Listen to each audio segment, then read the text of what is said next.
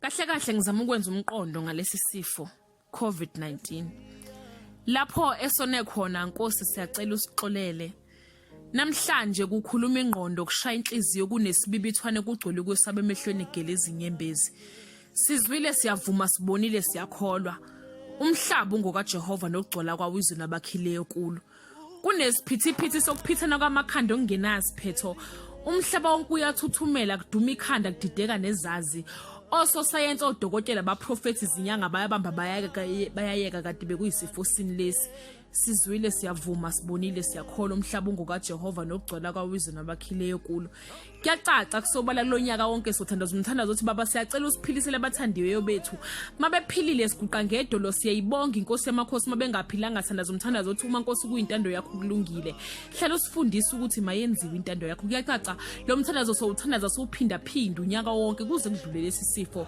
Sizwile siyavuma sibonile siyakholwa umhlaba ungoka Jehova nokugcola kwawo izwi nabakhileyo kuyo. Mhlambe Nkosi kade wasigcina phambi kobuso bakho sizokhuleka ngomoya nangeqiniso. Mhlambe sesaba wontamo olukhuni, mhlambe konke lokhu kuyithunya zokusondeza phambi kobuso bakho.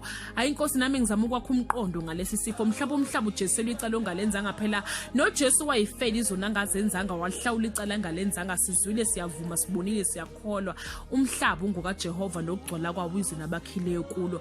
Simakadena labo obathuma ukuthi bame esikhaleni bashiye phansi no babizela ukuthandaza bakhohliwe babizela ukushumayela abanye bakhethe ukudukisa isizwe sakho ngokungasicabangeli.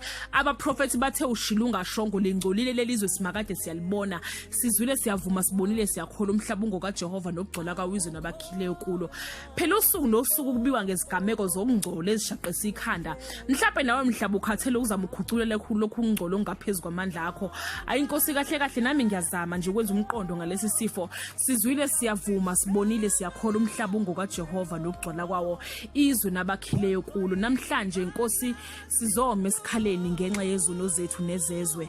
Siphakamisa izandla zethu kuwe sithi Kwanele Thixo usithethelela amacala ethu uphinde usifundise nokuthethelela amacala esukenziwa abanye kithi.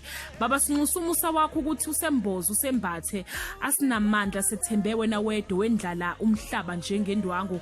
Asilutho ngaphandle kwakho siyacela selapho usivikele usiqede lesi sifo. Sizwile siyavuma sibonile siyakholwa umhlaba ungoka Jehova nokugcola kwawo izwe nabakhileyo kulo.